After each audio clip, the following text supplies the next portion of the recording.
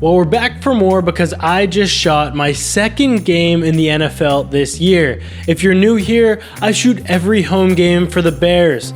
It's really cool because I get to be on the sidelines delivering real-time content to capture pregame, during the game, and postgame. Now let's get into this new set of photos from the Bears versus Texans game. Now just like the last video, we're going to be breaking down the photos that I posted on my Instagram. This time there was 10 slides. We're going to go one by one. If you haven't seen the whole post yet, go follow my Instagram at Joey+Terry_. But anyways, I'm going to be breaking them down and putting them on screen. Now photo number one, slide number one. How do we feel about me putting the teams and then the date? I think it's a simple, easy way to look at it. And it also gives me a way to post my wide photos without having them wide, not taking up enough real estate, as we all know we need to do on Instagram. But we have that text down below. We also have this shot up top, the perfect composition with the two Bears players on the side and then the quarterback for the Texans in the middle. This was beautiful. Now, did I realize that I got this right away whenever I shot it? I did not. Whenever I was editing, I was like, oh my gosh, that composition is unbelievable. Now, I might not have noticed it because it wasn't a huge moment that I would have to deliver immediately, but I am so pumped with how this turned out, with everything about the framing of it. Moving on to slide two, probably the biggest play of the entire game. This one whenever Roquon Smith had an interception pretty much to seal the game for the Bears to get the ball and then kick the game-winning field goal.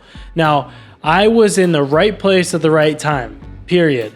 I was right with the line of scrimmage where the Texans were, and then the Bears picked it off on the side of the field that I was on, and like you see in that top photo, I was in the perfect spot with the perfect composition to get him returning the interception. And then I was there with my wide lens, my second camera that was on my hip, and I went up and I shot with the 24-70, the celebration. Third slide, and this is a great shot with a funny story. Now, this is Justin Fields pregame during the national anthem. You got a lot of that space above the head. I was actually shooting it at like F8 because I was expecting the flyover to go right over that sky, but it didn't. It went right over top of his head, which was behind me, and I couldn't get it in frame. So I had to pivot and shoot the flyover at a different spot. But I have to say, I'm super pumped with how that turned out. I just think it's a great shot showing the environment, him linking arms with the coach and a player, just ready to go for the game. Just a fun shot for pregame and a cool moment where it's just still, I can get the composition that I want. It probably would have been better if the flyover happened right there. It would have been money, but that happens. Things don't always line up how you want them to. Now we got kind of the pregame slide. We got two shots here. The top one is the Bears, the bottom is the Texans. The top one, well, we got them running out of the tunnel, and I happened to just get the Bears running back coming out, get a nice shot of him. I was right there, like he was running right past me. Beautiful shot with the fog behind him, just an epic shot. And then the bottom one is Brandin Cooks pregame, all focused. It almost looks like a Bose ad because he has his Bose headphone in, but it's super sharp. I was baffled by how sharp this image was whenever I was zooming in and looking back at it. You can go in and see the Bose logo in a pretty high resolution. That's insane. A cool story going back to the one up top is that I actually masked out the subject and edited the subject and the background differently so I could keep that sky in focus, but also have the player bright enough where I wanted it to be. Now I'm trying out a new style for this next slide. There's 3 photos in this that are much wider than they actually were. I got 3 great photos of this interception in the end zone, and I was just pumped to show them all, and I wanted to show them all in the same slide. So up top, we have the catch happening. It's kind of cool because we got the ref, the bear on the wall behind, and then the interception. Great composition. I was pumped about it. Did I try to do that? No, not really, because I was just trying to capture the moment. Did it turn out? Yes. Now in the middle, we have the celebration, but on the bottom, we have him returning it a little bit. So I went catch, return, celebration. The celebration one's money, so I want it to be in the middle. It also is different than the other two. If I went catch, running, celebration, yeah, it would have been a sequence, but I don't think it would have been as good.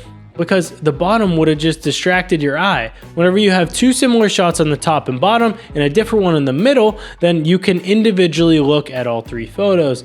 That was just my mindset when incorporating three photos. I thought it was cool, and you're actually going to see a different technique as well later in the video. Now we're back to the pregame shots. This one of Brandin Cooks, I just couldn't turn down posting. Him pregame, I actually ran out on the field while they were all stretching, got my wide lens, bang, bang, bang, bang, bang, hoped I got the shot, got off the field, and then here we are, in focus, dialed in, and he actually kind of posed for it, which is just the cherry on top. I went out of my way to try and get a unique shot, something that wasn't like what I got last game, because I'm trying to level up my photos every single time. The pregame shots, well, they're easy to just capture what's going on, but if you can get in the moment, it's different than just the normal shots that you get during the game, because you can go wide and be up in their business. Now we got two great shots of Justin Fields. Kind of just wanted to go for a different technique. When I shot these two photos right here, they were wide, but I wanted to show two vertical slides here just to kind of change up the viewer's eye. The one on the left was just him dropping back. Like I mentioned in the last video, if there's a touchback, then you go line up at the 20. Whenever the quarterback drops back, they'll square up to you. You can get a great shot seeing them straight down the line, and it's amazing.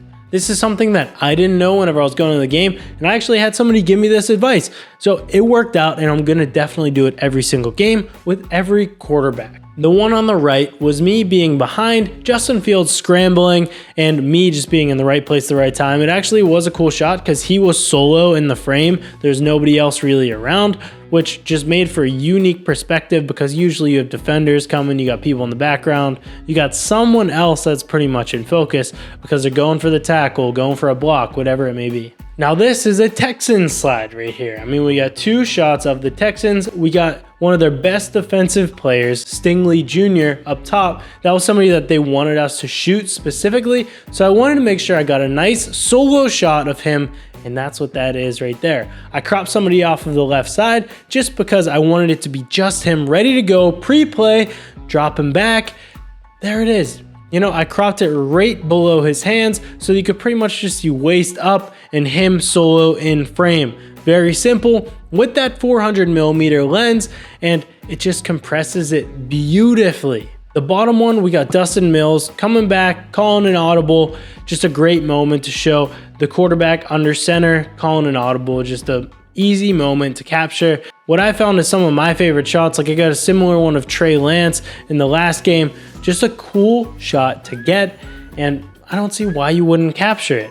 Onto the Khalil Herbert slide, you could say. He's the one that we saw running out of the tunnel earlier, and now we have him giving a stiff arm and him breaking a tackle. Now, this game was insane for him. Montgomery actually got hurt early in the game, so Herbert got time to shine, and he showed out. He got this stiff arm, which was super amazing to shoot. I mean, look at that shot. One of those shots, once again, I'm just capturing the moment. After the fact, I'm like, oh damn, I just got a beautiful stiff arm.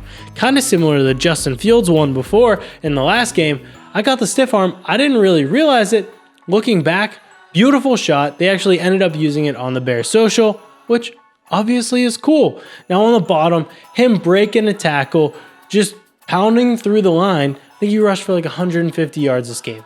Another reason why you should know who the players are and just know their names, know their faces, because they don't always have their jerseys on, and just know who you're shooting, because you don't want to shoot irrelevant players whenever you're getting your best shots. Now the last slide, two shots that I really liked but didn't have much context, I guess.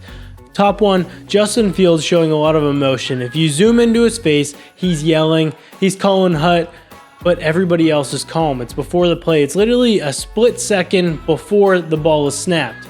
I really thought it was cool with him showing all that emotion, getting super competitive, and then on the bottom, just the same thing, lining up along the line, because I was planning on whenever he dropped back, getting the back of his jersey. But I thought this was so cool, shooting through the running back, seeing the side of Justin Fields' helmet. I don't know, I just love this shot. I think there's something about it that is just beautiful. Now that's it. Those are my favorite shots from that game. I'll see you in the next video. I think the next game that I'm shooting is a Thursday night football game. Looking forward to sharing those shots with you. And throw me a subscription because I'm trying to get to 1,000 by the end of the year, and I'm gonna put out one of these videos breaking down my photos that I take after every Bears home game that I shoot.